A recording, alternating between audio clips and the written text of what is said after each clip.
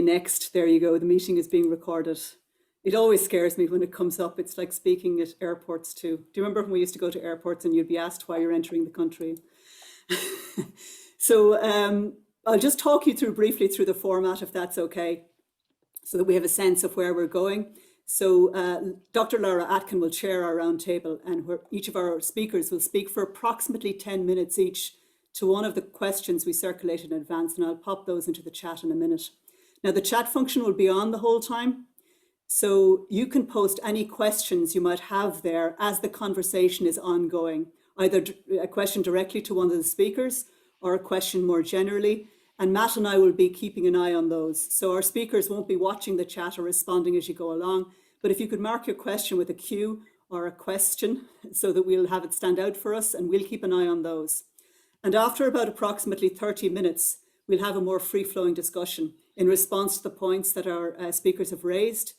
And that will be for at least 15 or 20 minutes. And at that point, I will ask you to suggest we might turn our cameras back on so we can get a sense of the room, because we are a community after all. And in our isolation, it's good to see each other's faces. At 10 minutes to the hour, I realize many of you might have to leave, including some of our speakers, because of other teaching and other commitments. And that's absolutely fine and understandable. I can't trap you here and I wouldn't want to. But if there are people who have time, it would be great if you could stay on, because we will move into breakout rooms and smaller groups at that point to talk through some of the issues that have been raised and to think about how a periodical studies reading group might take shape or could be structured or might be formed as a reading group or workshop group or whatever, out of what we've heard. So you get a chance to talk to each other in more one-to-one basis or three-to-three basis or whatever it is at that point. And then we'll come back together in the main room and discuss, get your feedback and hear ideas about how that group might be formed. I will leave it to Lara and to the guests to elaborate on why we're having this conversation now. But I have to say that there's been great heart recently with the celebration of Purple and Pearls in the United States during the week, and the power of spoken word poetry, I have to say as well, incredibly moving. So it is an important moment, I think, to start conversations moving onwards. They've already been started by many of the scholars here, by many of the experts who are joining us, and by many other scholars in the room, but I think it's important to build on the momentum. So I'm going to hand you over to Lara, but I'll introduce her first. Dr. Lara Atkin has joined the University of Kent in 2019 as a lecturer in Victorian literature, having completed her ERC postdoctoral fellowship on the Southhem project, Southern Hemisphere project at University College Dublin, my parish, with the Professor Portia Fermanus. And I'll pop a link into the chat on that in a minute. Lara has co-authored the book with Portia and colleagues, Early Public Libraries and Colonial Citizenship in the British Southern Hemisphere.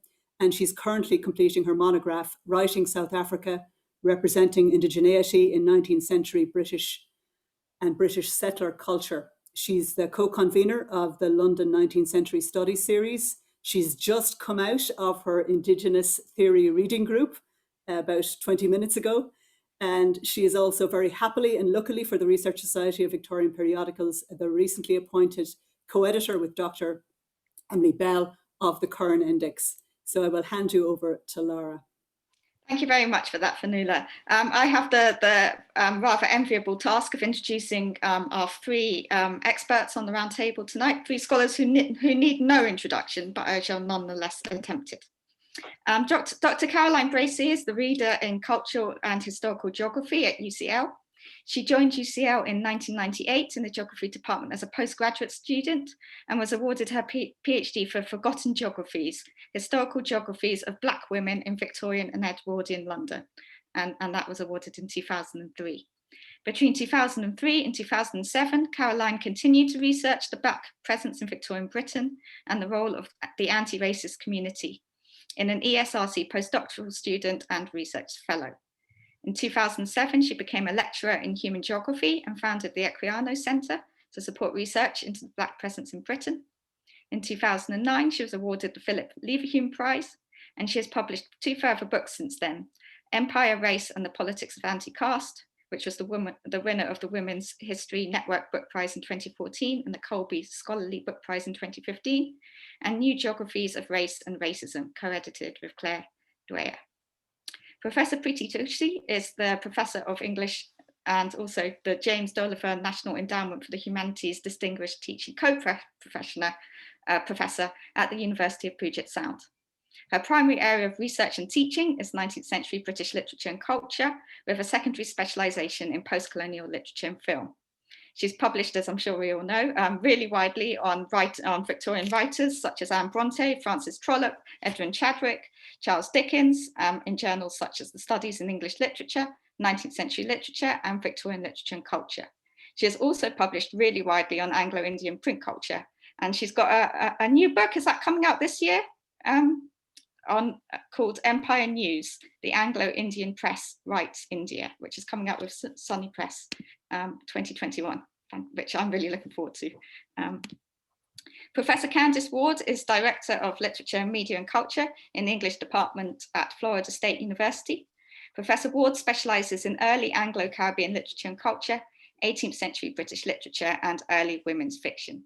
Her most recent book, Crossing the Line, Early Creole Novels and Anglophone Caribbean Culture in the Age of Emancipation, came out with the University of Virginia Press in 2017 and introduces a body of early 19th century fiction by British West Indians, discussing the role that the novels played in constructing Caribbean identity during and after the period of Atlantic slavery.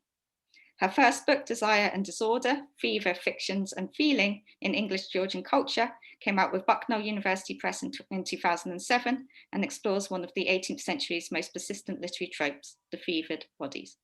I'm now going to pass over first to Caroline for her reflections on the prompts for discussion tonight.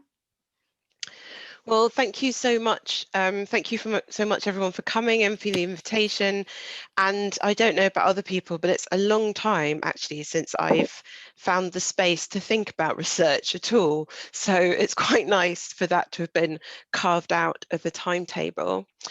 As Lara said, parts of what I research, or I guess the large focus of my research, is the Black presence in mostly late 19th century Britain. And I guess perhaps will be interesting to think through, or for me to think through, is that my work is very much rooted in Britain, and I'm quite kind of unashamedly have it rooted in Britain.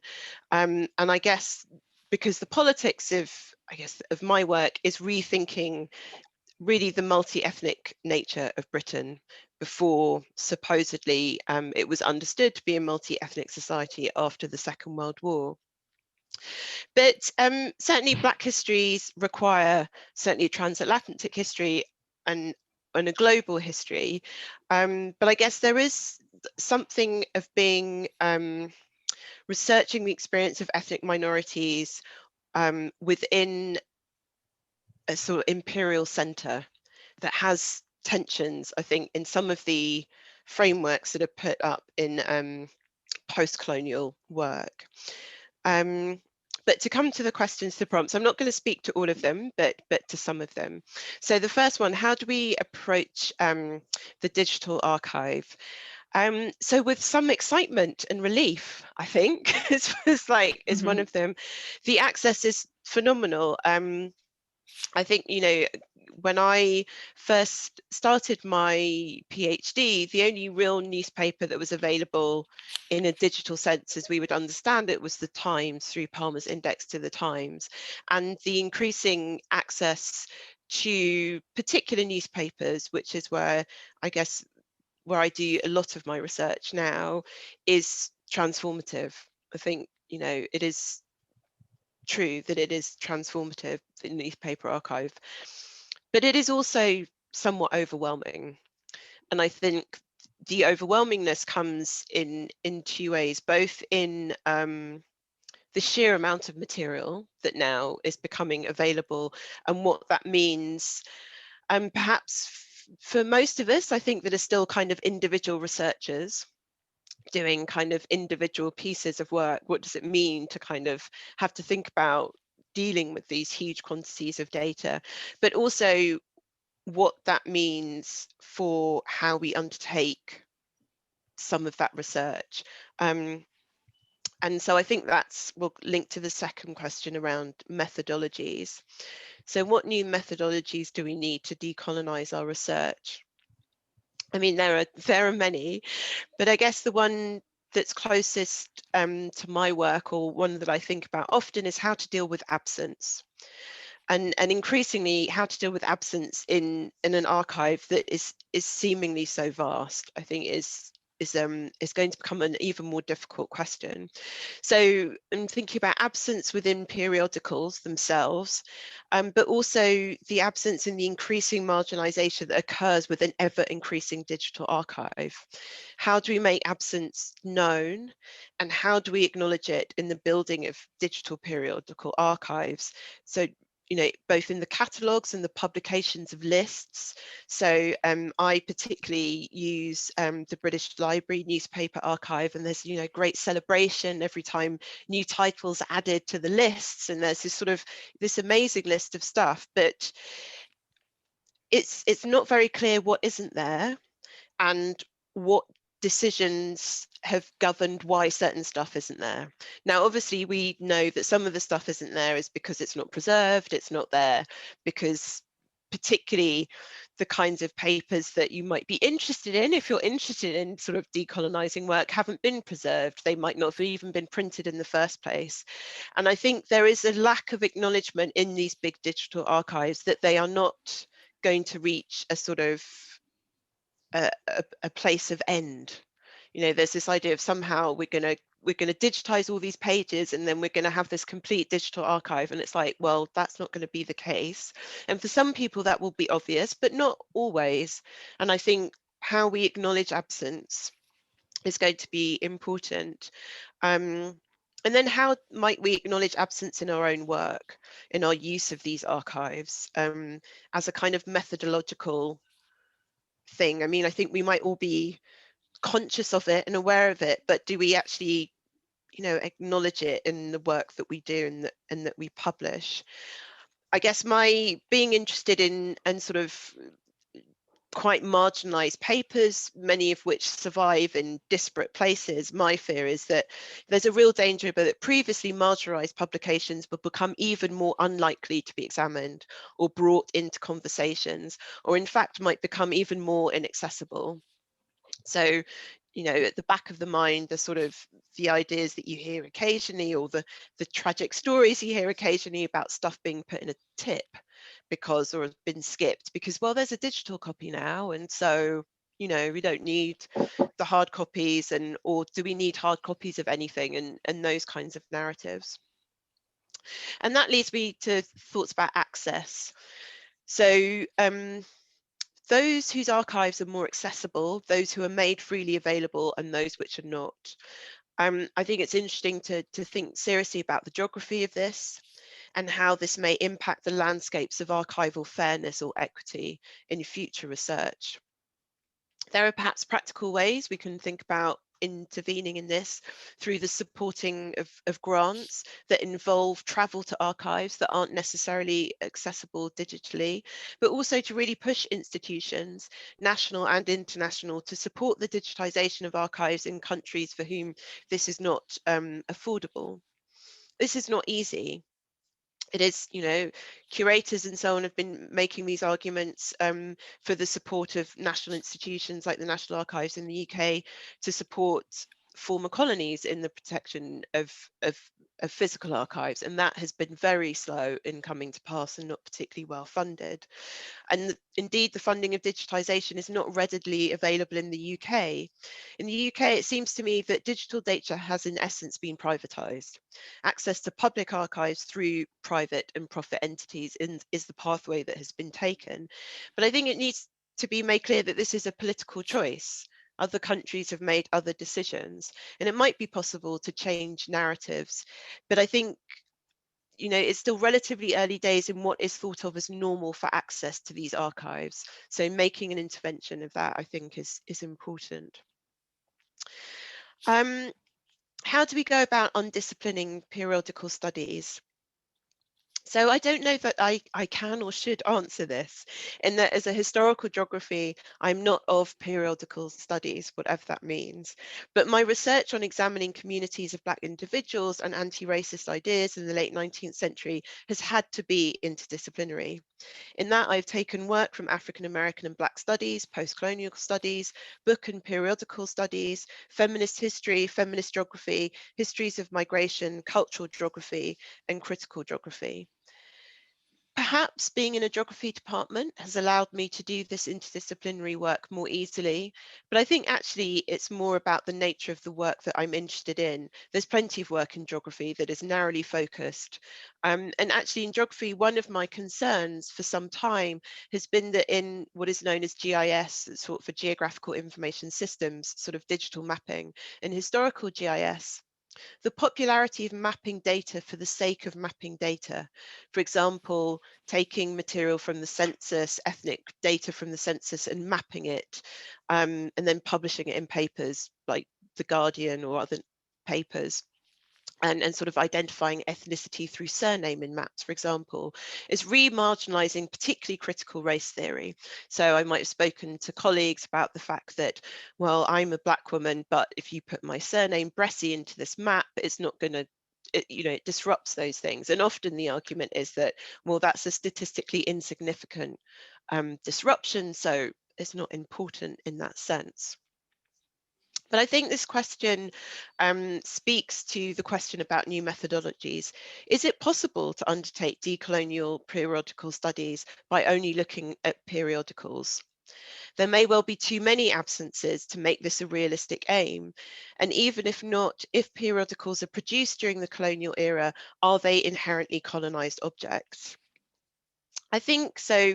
The periodical, the anti-racist periodical Anti-Caste that I looked at for my book, I would argue that it wasn't, but I think there is still that, the haunting words of Audre Lorde, is it really possible to dismantle the master's house using the master's tools?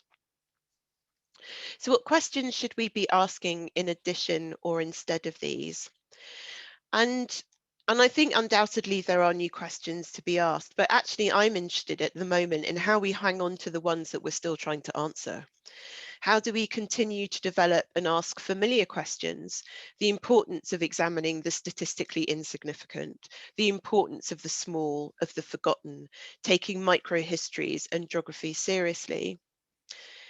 And then there are new fields of research, such as sound in the archives, that I'm particularly interested in. A paper I'm working on, or it was before the last 12 months or so halted such things, but is on African American men in Australian prisons in the 19th century. And actually I hope to submit it to the call for papers for the conference, the RSVP conference this year. But in that, sound has become very important in different ways. And in this piece, they are sounds connected to punishment and to pain. Now, there is some work on historical geographies of sound at the moment, some of it in prisons, which I've been reading, and it's been very useful for me. Some of that work is about what it's like to visit prison sites as places of tourism. And for me, that kind of reminder that the desktop or laptop as field site is very different to other kinds of places of research. And though it feels somewhat old-fashioned to say it, I wonder if the digital archive, accessed by a fast, clear line and a bright screen, takes us further away from more intimate forms of research. Thank you. Thank you so much for that, Caroline. Such a fantastic start to this roundtable. As befits a geographer, you've touched on many places there of questions of scale, and the scale at which we locate our research. British geographies of research are different from American geographies of research, and I think you've highlighted that in some really interesting ways. You've also talked really interestingly and eloquently to the problems of scale within the digital archive, the problems of plenitude, what gets lost or who gets lost. Really interesting what you were saying about the way GIS has been taken up in geography as this kind of empiricist tool that actually shuts down other conversations and other methodologies. That I found that quite chilling myself. I was also really interested in what you were saying about the particular route the UK has taken in terms of privatising digitised data, lots of projects being behind paywalls. We might ask, I think it's an appropriate question for RSVP to ask in light of the Current Index and the many other projects it funds, of the role that both funding bodies and scholarly organisations play like ours can play in really opening up the accessibility and not just opening up the accessibility of digitisation projects, but specifically focusing on projects that might not otherwise happen or that are really there to document marginalised voices and marginalised communities. So thanks very much for that. Okay, without further ado, we'll move straight on to Priti. Thank you so much. It's really, I know that we've got cameras off, but it's lovely to see the names of so many people who've come out. So thank you very much. But thank you, first of all, to Fionnuala and Matt for organizing this event. And I'm so pleased to be with Carolyn and Candace and Laura on this panel. I'll just quickly start by saying that I am coming to you from Tacoma, Washington. And which is just south of Seattle in Tacoma, Washington. I am on the unceded occupied lands of the Puyallup people, who are Native peoples, First Nation peoples, who are Lushootseed speaking and part of the Coast Salish peoples who go all the way from Victoria in southern Canada all the way down to Oregon State. So I am going to start with a very broad brushstroke story, a story that I'm going to tell for some heuristic purposes. There was a time not too terribly long ago when periodical studies was a marginal enterprise, the dismissed stepchild, if you will, of literary studies. And it's worth remembering, of course, as you all know, that RSVP started at an MLA in 1968. As the study of the 19th century press grew and emerged out of the secondary status vis-a-vis literary studies, scholars who are working on regional presses have had to muscle their way into the center stage. Enough with the times is a refrain that we have heard often, or you can put in the name of another metropolitan daily or weekly. The field has risen to this challenge, and in the last 2 decades, we have seen a number of really excellent studies of the provincial press. And just as one example, Andrew Hobbs, whose name I saw was here earlier, Andrew Hobbs' Colby Prize winning A Fleet Street in Every Town, the provincial press in England, is only one of the newest from 2018. I would like to think that we in 19th century periodical studies are poised on our third cycle of undolling the Russian doll, if you will, or to be a little bit more elegant, centering the marginalized. This time foregrounding the 19th century press of the empire, or as I prefer to call it, the term I prefer to use is the Mufassal press. The word Mufassal, M-O-F-U-S-S-I-L, I'm just going to go ahead and put the term in the chat box. The term Mufassal is an anglicization of an Urdu word, and Mufassal means provincial or distant from the center. So I think that the field has done this work before. It has extended its margins and borders. Just as the sort of analysis of regional presses or periodicals by women say, and this is only just a small slice of the ways in which the periodicals has extended its borders so that it's no longer, so it's metropolitanizing the field. So do I think we can rise to the challenge of turning to the Mufassal press. That has to happen. For me, the question is not, should we decolonize the periodical press, but how and what we need to do. I think it's a formidable task. I think we face some real challenges and we need to approach them soberly. And what I'm going to talk about in the next couple of minutes, sorry, there we go. What I'm going to talk about in the next couple of minutes is what I see as some of the challenges to this task of mufassilizing 19th century periodical studies. For me, the foremost challenge is one of access. I think Caroline spoke about some of this, but so I'm going to be building on some of what Caroline said, but also maybe going in a slightly different direction in ways you'll see.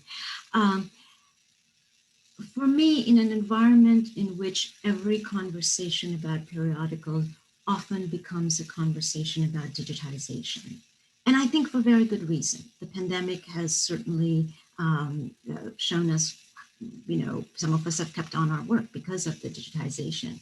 But in an environment in which every conversation about periodicals becomes a conversation about digitization, I want to suggest that the challenge that we face in the study of mufassil periodicals is less one of finding the funds to digitize, but of finding the periodicals and the newspapers, period.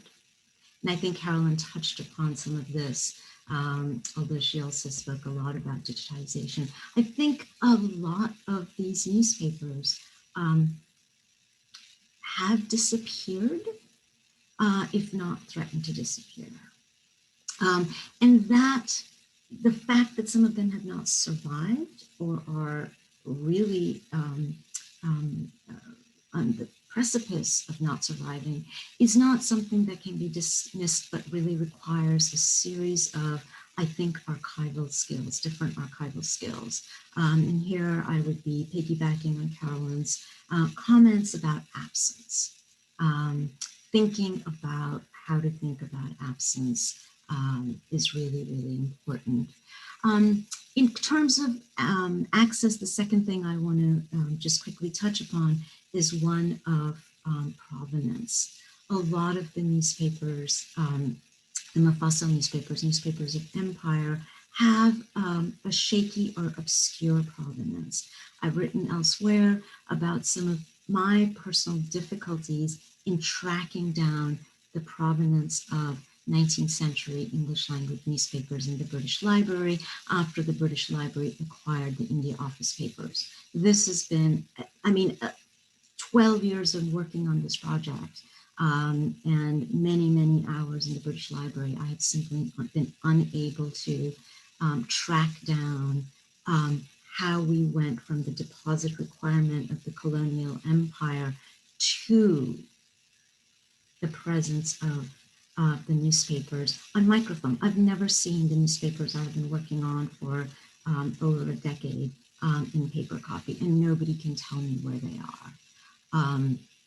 So this problem that I have faced on the English language Anglo-Indian press of India is multiplied many, many-fold when you start to get to the vernacular language newspapers of India, not to mention the vernacular language newspapers of other parts of the British Empire. What I want to highlight here in this comment about access is that until we have, and I know we have many in this room, but until we have dedicated scholars and archivists who want to direct their attention to that really unglamorous work of simply finding those newspapers, we risk getting swept up in what I like to think of as digital Whiggism. I think we have, when it comes to the newspapers of the empire, we have some prior work to do. The second challenge that I want to just quickly touch upon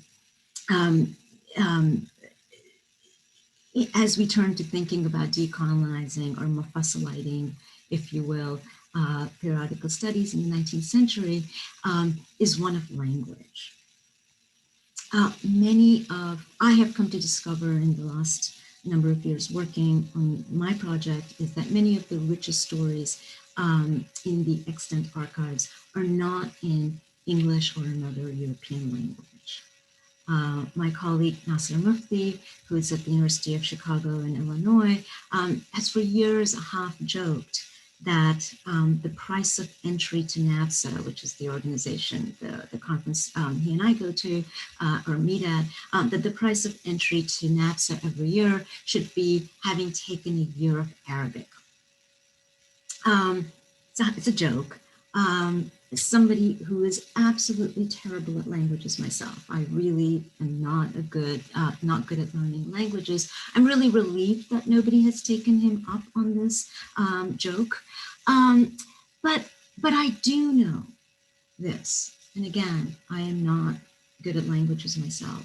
I do know that our Eurolingualism, the Eurolingualism of the Anglo-American Academy, is a barrier that we all need to work on to overcome as we decolonize periodical studies. I don't have an answer to this problem, aside from Nasser's, everybody take a class for a year on Arabic or Urdu or whatever. But I want to just, and there are many people in this room whose work I think points in that direction. I'm going to quickly mention the work of two people whose name I did not see, who are doing the kinds of collaborative projects that can help us get to that place. One of them is Adrian Wisnicki at the University of Nebraska and Lincoln, whose work on the One More Voice has collaboration built into its very methodological modeling, right? Working with scholars and non-scholars from, in his case, various parts of Africa to build a collaborative project where we expand our resources. Now, Adrian's project is not just on newspapers, but I think of it as a really useful model for how we can address what for me feels like a really important language and access problem. And the second person who's doing this kind of work, thank you, Matt. The second person who's doing this work is Tanya Agatha-Clis, who's just starting at CUNY, who's starting a new project. Again, a collaborative project working with scholars from India and Africa, I believe. I'm just going to stop here, but quickly we'll just end by saying that for young scholars, I know this can be really daunting. We still live in an academy that's obsessed with single author and monograph work. But I think this will be my hopeful note, I hope. I think if there's one thing that the pandemic has taught us is that you don't have to get on a plane to share and collaborate and work with other people. So thanks so much. Thank you so much for those reflections, Priti. Some really interesting things coming up there. Again, questions of adding to of regionality and of different framings of regionality and provincialism. Well, first of all, is a new one to me, and I'm very happy to press you more on what you think is characteristic of that. Interesting about the challenges of access, finding the periodicals. And I think a lot of what you said then came back to the problems of absence, but also problems of the absence of materiality from the digital archive, which is obviously a huge issue. And problems of provenance, just because a paper is there and is categorized and catalogued in a particular way in a particular archive, as Caroline touched on in her presentation as well, there are questions of selection and ideologies of selection behind that. And thinking more about those, it certainly, as someone who's a great fan of both the British Library Archives and the Colonial Office Archives, the Kew, yeah, certainly something we need to think more about. Where do the papers go? Yes, and why do they go? Really interesting questions. And then your questions about language and collaboration. I mean, I really sympathize. I've been trying to learn a European language, Dutch, so I can read the South African newspapers properly. It is slow. It is slow. And collaboration is great when you can manage it and when you've got the resources to manage it, but hard if you are either early career or working in a poorly funded research environment. So finding out ways to facilitate, and again, what role can scholarly bodies play, what role can funding bodies play, and how can facilitate those collaborations. I also wanted to add one more, as well as non-European languages. Perhaps we need to think about non-European research methods. Indigenous research methods and epistemologies, and what role those might play, and how we might incorporate's the wrong word, but how we might use those to help us in this effort to decolonize our research methods. So thank you for that. I'll hand over to Candace now. Thank you so much, and thank you, Carolyn and Priti and Laura, for all your the comments, and Fanula, of course. Thank you so much for organizing this, and Matt for being here as well. As I was listening to Carolyn and Priti, and then with Laura's comments sprinkled throughout, I was like, oh my gosh, I have to reorient myself completely to the task at hand, because there are the points initially raised by Carolyn and then picked up on subsequently. This question of absence is so resonant. The work, well, first I have to go kind of confessional before I start, because I feel I'm not really a 19th century scholar. I came in kind of through the back door, as it were, from the 18th century. And in terms of periodical studies, it was RSVP and the opportunity to answer a conference call for papers that actually got me interested in this as a discipline. So I'm new to the discipline, but coming in at a moment, it seems, when the questions that are being asked are really important and promise to open up things in so many exciting ways. And so I feel very fortunate to be speaking with everyone and participating in this conversation at this time. Even though there are these issues that we need to focus on. And so the two questions that were posed by Fanula initially, the prompts that kind of leapt out to me are the kind of what material are we not reading and where do we find it question, because of this idea of absence and what I think, Carolyn, as you phrased it, there are absences that we don't even know that it's absent. Yeah, there's so many possibilities, as Priti said, of these newspapers especially that have disappeared, but which at their moment of production were so influential, were so important in framing the debates. I found in my own work, because I'm focusing on the abolition era and the immediate post-emancipation period in the Caribbean, that the role of the press historically has been interpreted as a kind of monolithic planter press that was oppressive in nature, that defined the debate, that was trying to shore up institutionalized slavery. And at that same time, though, there is a counter press, a counter narrative that was being produced on the ground in these localities, in Jamaica, in Barbados, in all of the Caribbean islands. And although I focus on Anglophone, I too want to learn Dutch and improve my French and improve my Spanish so that I can look at all of these other counter presses that were in operation at the same time. So it's really exciting, but daunting at the same time, because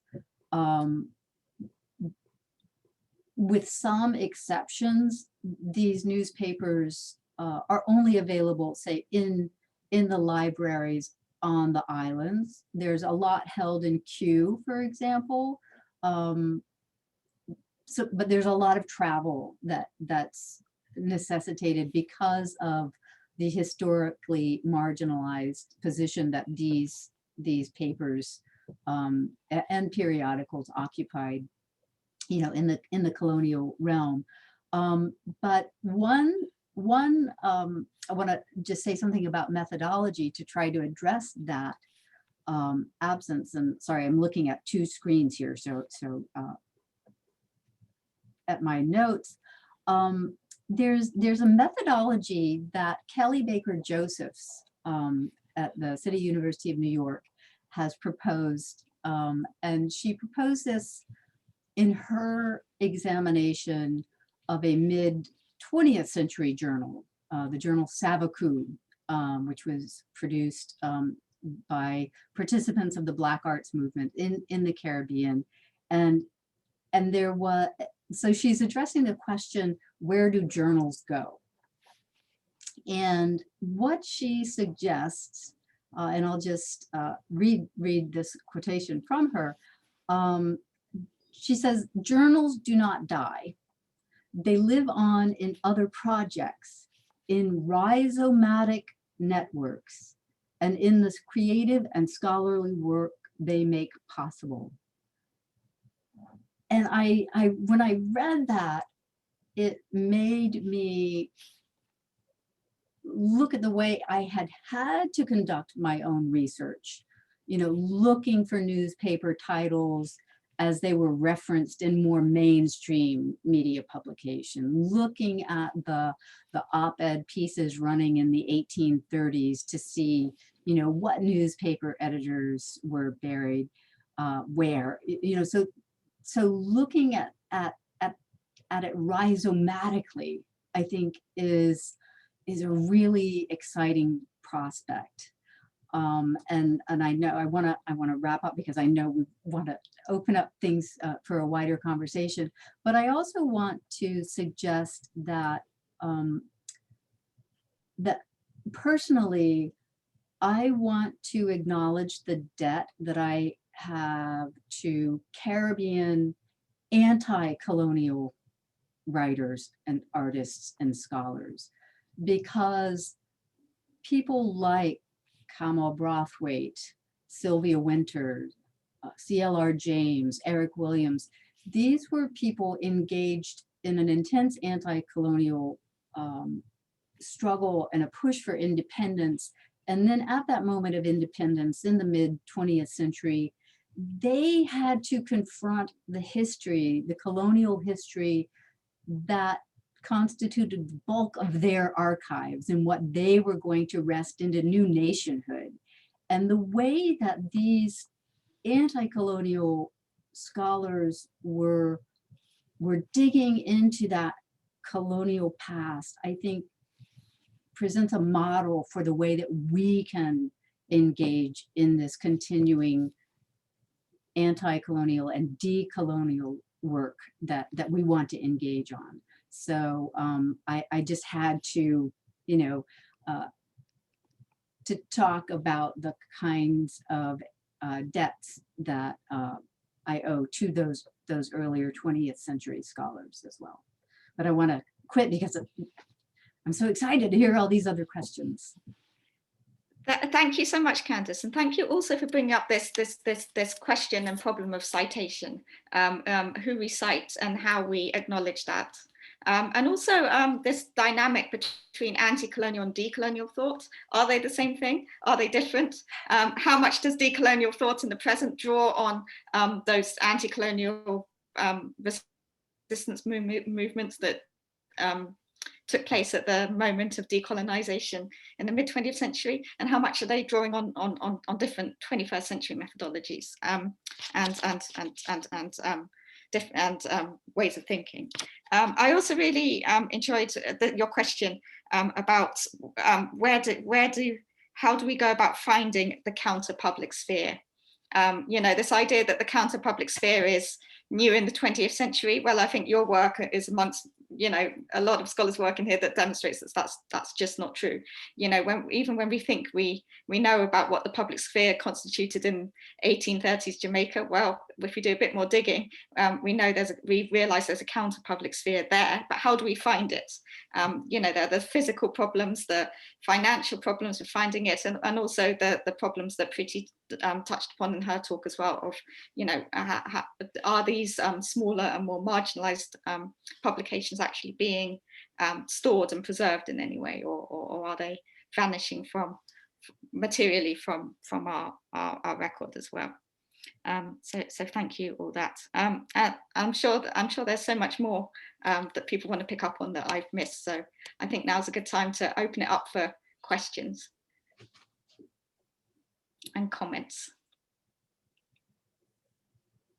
So if you'd like to put on your videos at this point, you can stay on mute unless you're the person asking the question. But if you'd like to put on your videos, it'd be good to see your face. I see Linda, you have your hand up there.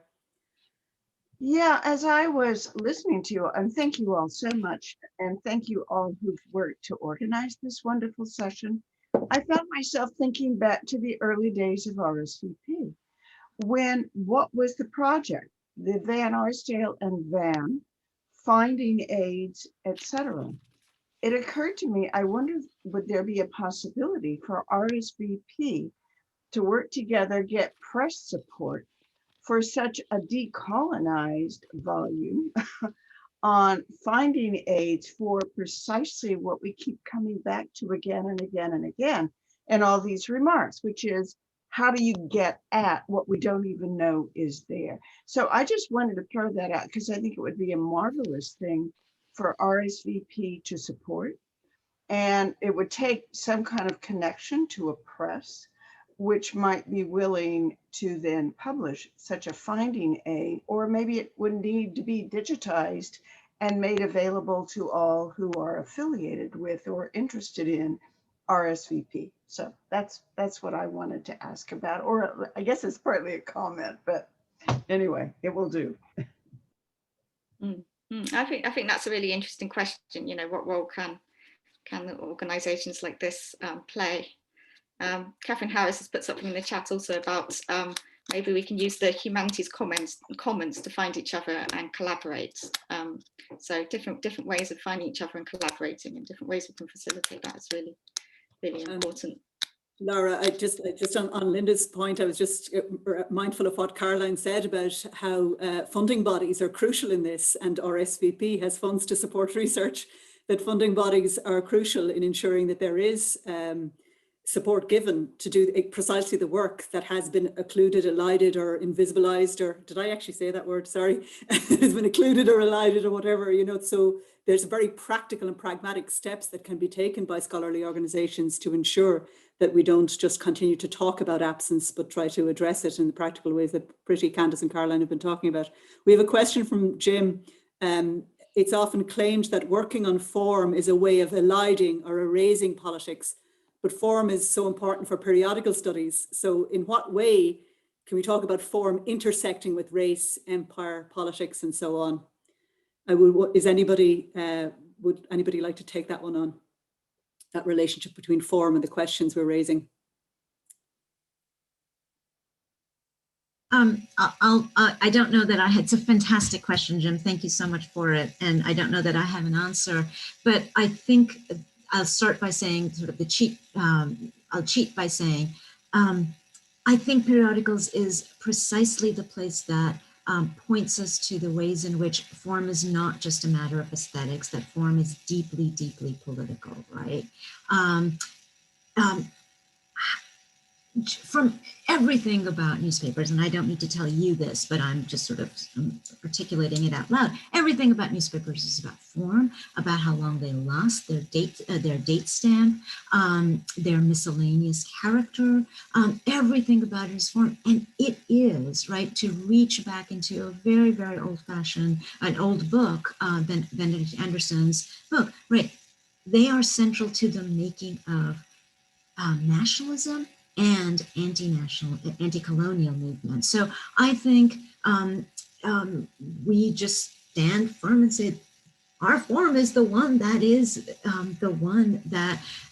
allows us to think about form as a deeply political move. And I'll just quickly be more specific in saying that, like Candace, my work in 19th century Anglo-American, not Anglo-American, sorry, Anglo-Indian newspapers has really exploded what almost everybody knew about the Anglo-American newspapers of again, I keep saying Anglo-American, Anglo-Indian newspapers of India. Everybody knew that they were deeply jingoistic and racist. I hate to say this, but when you actually sit down and read them, they weren't.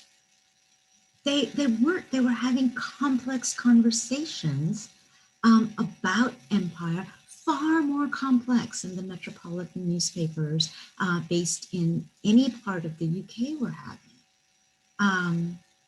And partly, and I've written about this in my book, partly it has to do with the miscellaneous character of the form, the newspaper, that you hear such complexity of voices, even at a moment like the 1857 uprising, which literally everybody says, the Bengal Harkaru, absolutely jingoistic and racist. Actually, not really. So just let's stop there. I think if I could jump in and follow up on that, I think that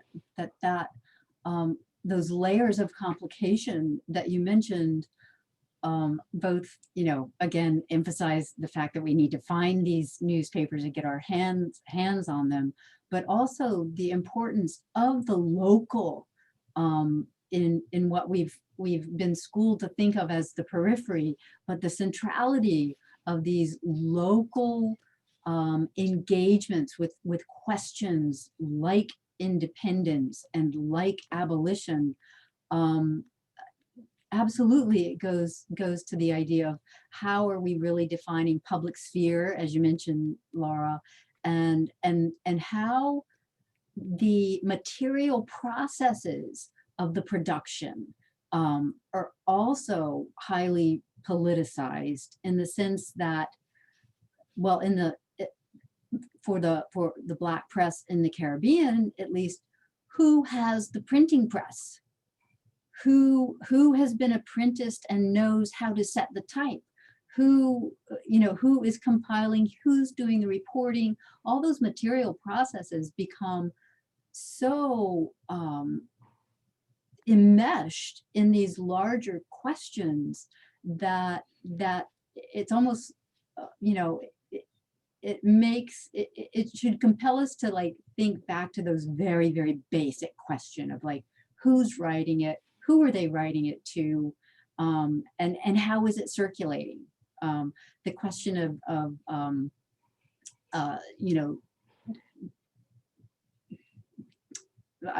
words are failing me, a dissemination of the texts themselves. I mean, in the, in 1816, for example, in Barbados, there's a huge rebellion, Bussa's rebellion, and central to the understanding of the rebellion at the time is the role of an individual on a plantation, this individual of loose and immoral habits, who reads newspapers to the enslaved laborers on the estate. And this idea of text, coming in and circulating and being read and being interpreted is something, we have to do some guesswork, but we also have to dig deep and to trace these moves in these, set aside our own kind of preconceptions about what these newspapers and journals are doing to do the detective work. And it's very exciting, I think. It's really invigorating.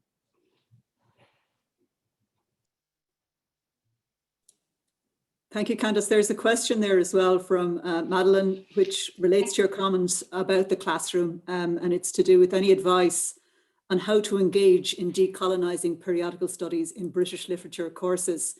And Madeline raises the issue of the kind of dominance in those British literature courses institutionally on canonical authors.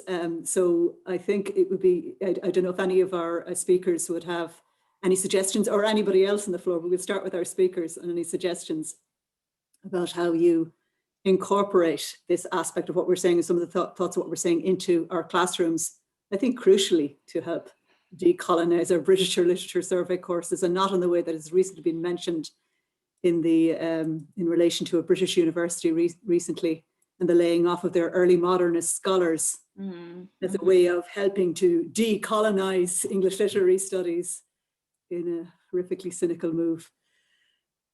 So on the question of incorporation into our pedagogy and into our classrooms. So I'll jump in, not because I have anything to say, but because Madeline was a former student of mine. And I will say that I have not found ways to incorporate my work in periodicals into my classrooms. I teach in a small liberal arts school, and my students have never read George Eliot.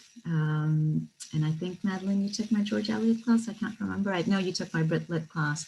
So I think there are ways in which I have found ways to if not decolonize, at least include more voices in my Brit Lit class. But I will say that I'd love to hear from anybody who is teaching not a periodicals class, but has found ways to incorporate periodicals into their Brit Lit class, because I have not. Particularly with, let me just also say, we don't have a rare book library. We don't have a rare book room in our library. So they're very limited materials. I mean, the only way I've managed it myself is through poetry, looking at periodical poetry that was circulating in the colonies. And I've mostly done that with the Australian stuff because that's easily accessible. But I don't know if anyone else has any other thoughts on that. Could I totally abuse my position at the moment to ask either Lara or Portia, who I know is on the call as well, to talk a little bit about the argument you're making in relation to new geographies of new understandings, new distributions of geographies, where we should not talk about north-south relationships or even east-west, but south-south, and so on, in particular in listening to and bringing in and incorporating Indigenous voices into our understanding as what is understood of new cultural formations and new literary histories that kind of interfere with or disrupt our notion of British literature and the literature of empire. Just to put Lara or Portia. Well, I mean, I was going to say what's interesting about teaching when I have taught Indigenous presences in the periodical archive, it's how problematic that is, okay? Because you're still talking about a settler archive, even if you're talking about an Australian archive or a Canadian archive, well, I mean, India is an interesting one because the dynamics of the settler and Indigenous and who's Indigenous and who's and the dynamics are a little bit different there, and Priti can probably speak to that. But certainly in the settler colonies that I've looked at, bringing in periodical representations of Indigenous peoples immediately raises the problem of the way those people are represented, and how that has really nothing to do with the way Indigenous communities think and feel about themselves, and the sorts of epistemologies Indigenous communities use to think about themselves and about and talk about their own cultures. And finding a better way to engage with that than the colonial periodicals that I look at manage is an ongoing process, certainly as far as I'm concerned. I just quickly jump in for a second. Sorry, I'm lying on a bed, but I'll turn on my video. I was actually thinking in response to that in terms of looking at representations of Indigenous people in periodicals rather than vernacular or Indigenous language periodicals. Megan, who's here today, has been working on what she's called the shadow archive. So looking at kind of material that runs aslant or underneath or kind of hidden material within archives. So I probably should let Megan speak for herself, and I will in a minute. But just the idea that there's that sort of material in which you can find out things about Indigenous agency that runs a kind of aslant, the regular archive. I'll let Megan talk a little bit more about what she's working on, maybe because I think it would kind of be helpful in that regard in kind of thinking about this shadow archive. Hi, everyone. Yeah, thanks, Portia. So broadly, the project I'm working on at the moment is looking at the global natural history trade in the 19th century and working to trace Indigenous participation in that collection project. So I think these questions that have been raised here about absences have been like absolutely central to that work, and like the absences we don't even know exist. And in terms of some of the tracing and some of the things that turn up and some of the resistances that are there, it's been really interesting to try to look at how labor transactions were recorded in the colonial archives. And then these moments where colonial writers, it almost escapes them for a second. They're responding to resistances or refusals to work or to exchange or to barter, in this case, these natural history specimens. Yeah, but it's an ongoing project for sure. Thanks. Just also something that Megan raises as well about how absence also has a presence in some ways. So one of the things she talks about is absent presences, and how we can actually, when you trace these kind of documents that may be kind of commercial transactions, small little documents recording how materials are exchanged, you can actually trace the absent presences in the kind of more regular documents that we tend to look at. So for example, official reports on certain things or correspondences between two Europeans, it's often through these kind of very tiny commercial transactions that you can then read or find the absences in the more formal material. So that's kind of one of the things that we've been trying to work on, is how to look at things alongside kind of sort of European periodicals or the settler archive.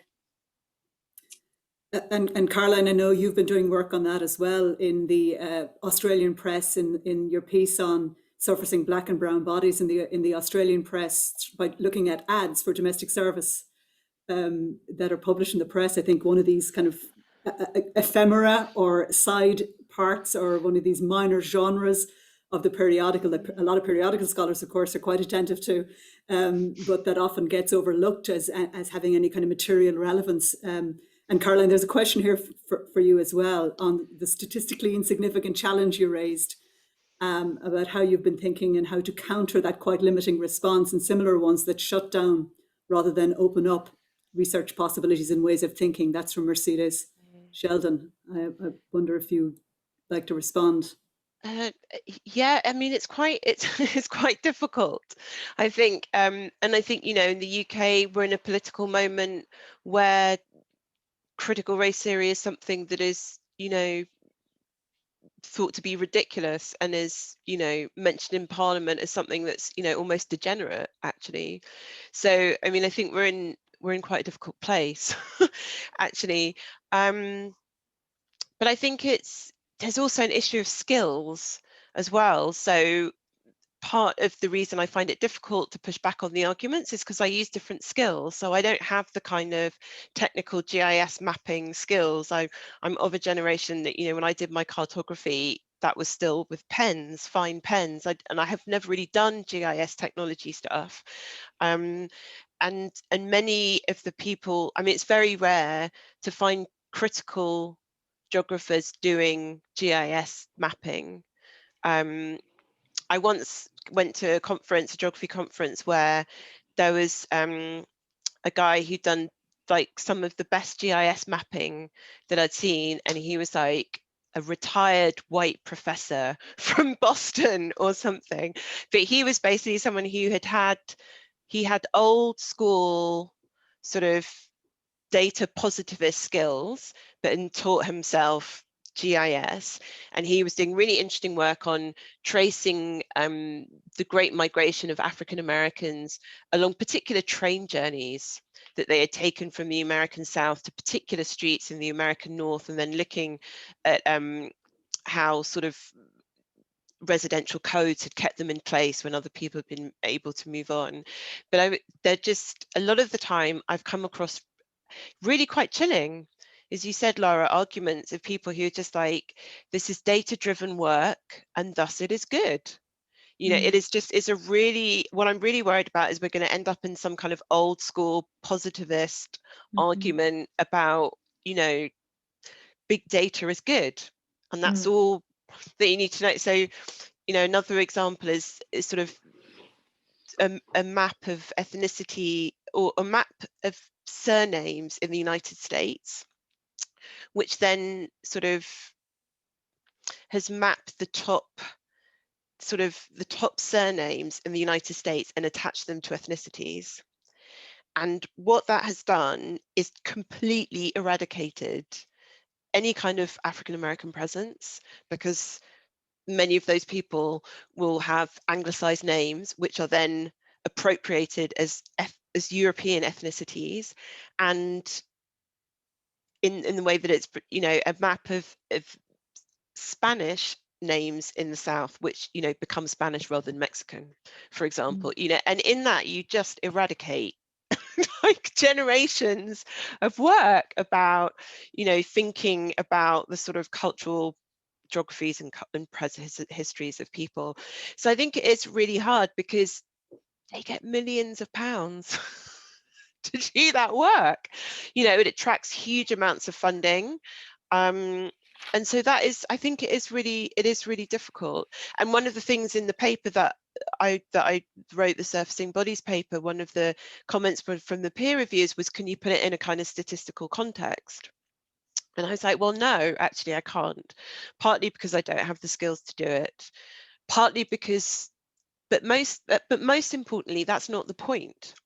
Right, I'm interested in individuals, I'm interested in trying to trace biographies, but also that is based on an assumption that there is a true numerical representation of the population of Australia. And I'm like, well, Aboriginal people just aren't in those statistical kind of collective parts of data. So the idea that if I could somehow compute how representative it would be, regardless of the fact that, you know, some people might put in ads and not put in their ethnicity, some people would have got jobs without, I mean, there's just a whole plethora of stuff. But I think that quite positivist underlying assumption of big data is re-emerging, and I think it is really worrying, actually. And I think what your article demonstrated is the elasticity of these categories. You know, data, those big data projects try to fix categories that are contingent. Yeah, and I think, and then, yeah, and just by saying you're statistically insignificant, I mean, it's, okay, I am, but I would still like to think that I'm worth, you know. It's chilling. I mean, that's really chilling, I have to say. But, I think yeah, speaks to your point as well, Caroline, about the importance of microhistories, what you call microhistory, genuinely attending to microhistories and not microhistory as minimal history or marginalized history, but as a term that's crucial. We have another great question here from Laura Fiss in terms of absence. She's asking about how to deal with the casual racism in the material that we use in our classrooms and otherwise. Even whether to erase it by not quoting it or not, or because erasing it seems to excuse it and highlighting it causes other unintentionally magnifying it. It's a challenge. I might just clarify. I was actually thinking particularly of quoting from unfamiliar sources, because I think in the classroom when someone's, you know, when the students are reading the whole thing, that's maybe another issue. But even like I deal with a lot of unknown material. And so if I see racism and then I just don't talk about it, is that a problem? You know, I don't know. Yeah, I just wanted to clarify that that's part of what I was thinking of. I would say always talk about it and contextualize it. Don't avoid it. I mean, warn your students that that's what you're going to do and that's the material you've got in the class. I think I misrepresented Laura's question by focusing it on the classroom. I think Laura, I think you mean, Laura, do you in our research as well, like in what we publish and what we're quoting and what we're printing and what we're sourcing and so on. So in addition to the classroom, there's the issue of citation and replication of that material. I don't know how people handle this. I mean, this is one of the issues that's called out in the introduction to Victorian studies on that I've put in the chat there as well, where that, and Claire has just put it, Caroline Botensky's piece on this as well, where she addresses it head on. But it's also like a call to us to absolutely quote and name, this is racism, here is racist, you know, to stop eliding, I think was one of the challenges raised by that introduction. But I don't know if Caroline or Laura or Priti would like to come back on that, or anybody else. Well, I mean, maybe Laura can say a bit more, but I think, you know, Indigenous studies in Australia, you know, has thought really hard about when you present, say, material online through, there's quite a lot in the different Australian archives where they sort of have different kinds of warnings about the material that people might see, which I think, so I've sort of adapted definitions and explanations from websites there. I think that's somewhere where a lot of work has gone into thinking through the balance between presenting difficult material and warning people about what they are going to see, and I guess trying to help people have some kind of choice in what kind. I mean, that, I guess that's different to teaching. Yeah, Right. I mean, in terms of when I speak to Indigenous scholars about this, specifically about Indigenous racist slurs against Indigenous peoples from the Settler Archive, they would say avoid doing harm. You know, if you must quote racism in order to make a point, do it. In terms of your scholarship, but avoid doing harm. Understand that, as the content warning that you mentioned on Trove says, you know, this material is harmful, and these attitudes continue to, this violence is ongoing. It's an ongoing process, and these words and these ideas are still doing harm. So if you are doing it just to replicate harm, that's a problem. But if you're doing it to make a decolonial move or to center Indigenous perspectives, then maybe it's worthwhile. And if I, really terrific question, Laura, and I know that you are not asking just about the classroom, and so my comments are not going to be about the classroom. I want to add to what Carolyn and Laura have said, that I think there's, which is about the casual or not so casual racism of settlers or colonizers or whatever, and the sort of trigger warnings, if you will, that we give.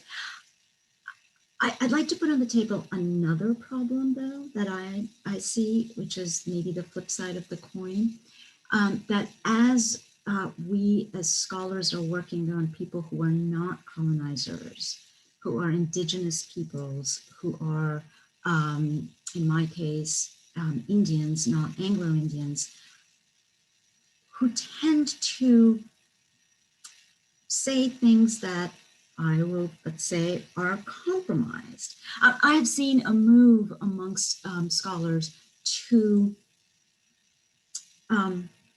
seek out the good colonized person, to seek out the good immigrant, and to brush over the things that are not satisfying us who want them to be saying certain things. We want to airbrush, if you will, those. And I think that's, to me, and I'm saying this in this group, I wouldn't necessarily, but to me, that's a problem that I encounter as well. And I think I feel, perhaps because of my position, that it's really important for us to be alert to it and not do it.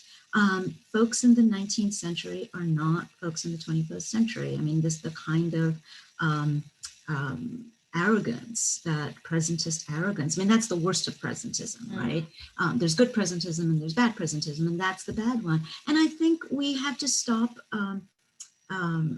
gauging them through our moment. And we need to talk about Mary Seacole is not your perfect colonial. We need to talk about, and that doesn't mean we don't study her. We need to study her. Okay, we have our questions in the chat have stopped for a while, and I'm conscious of the fact that we're a quarter past the hour. I would love for a chance for there to be just even 5 minutes in breakout rooms for people to have a conversation with each other.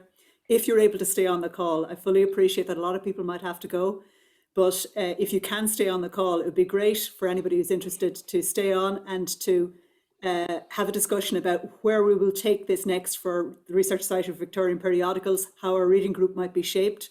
Is it a reading group we want, or a study group, or what? Or you can just say hello to each other, whichever you like. But it would be good to hear from you.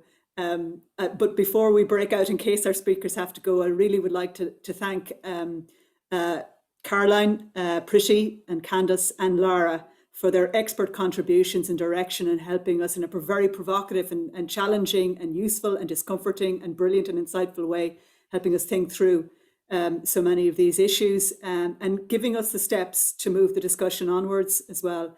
We'll build up a bibliography of things that have gone into the chat and onwards. So we'll be able to circulate that. But for anybody who would be able to like to stay on, run quickly, make yourself a cup of tea if you're in this side of the Atlantic, which would be the GMT side, or we're past 6:15 now, 7:15, so it can be something stronger.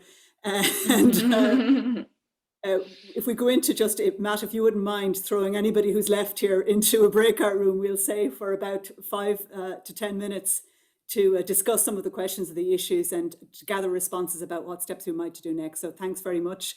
And hopefully we'll see you back in the main room after 8 to 10 minutes or so.